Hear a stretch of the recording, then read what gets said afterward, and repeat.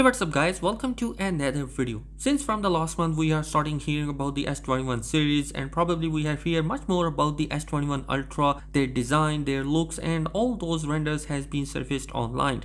Even the spec sheet for all those devices has been surfaced online. Now there is a new report that has been arrived from the Geekbench listing. The Geekbench database reveals that a variant of Galaxy S21 base model with a model number of SMG991U has appeared with a chipset named lahaina, which is the code name that is used for Qualcomm Snapdragon 888. When Qualcomm unveiled the Snapdragon 888 processor earlier this week, Samsung was mysteriously missing from the list of the companies planning to use the new chipset.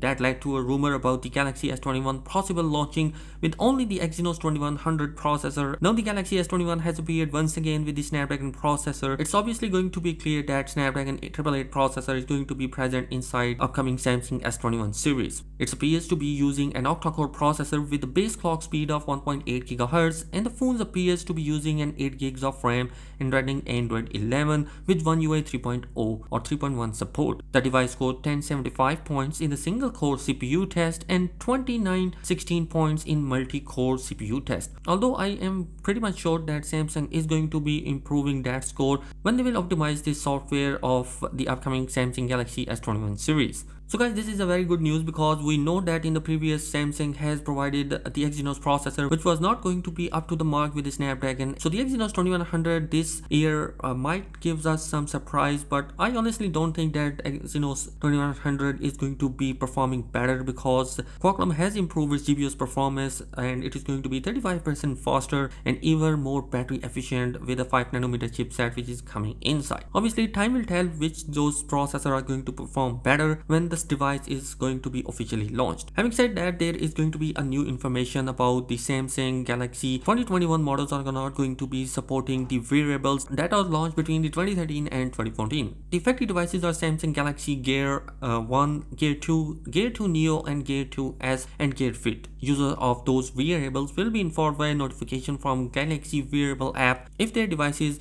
will no longer support it. For the time being, it seems the Gear S2 and S3 won't be affected as they are not explicitly mentioned. Samsung also says that all the current Samsung 2020 smartphones models will still be compatible with the entire Gear lineup. Obviously, this is going to be disappointment for all those Gear S1 and S2 fans, but for all those fans who have bought the Galaxy S20 devices, they are going to be happy because the Android 11 with One UI 3.0 is rolling out yesterday for Galaxy S20 series in the US, South Korea and most of European countries. This update will expand to other regions and other devices soon, and the flagship devices are getting it. Of course, there are some selected A series and M series models that can also be scheduled for the launch of Android 11 with One UI 3.0 support. So guys, these are some of the latest information about the Galaxy S21 series. Let me know your thoughts. What do you think about the upcoming Snapdragon 888 processor? Will it going to be a game changer when it's going to be comparison with the Exynos 2100, or you think that Samsung this time around will beat the Snapdragon? Let me know your thoughts in the comment section below. If you wanted to have a daily tech news, then do consider subscribing my channel for more updates. Thanks for watching this video. Peace.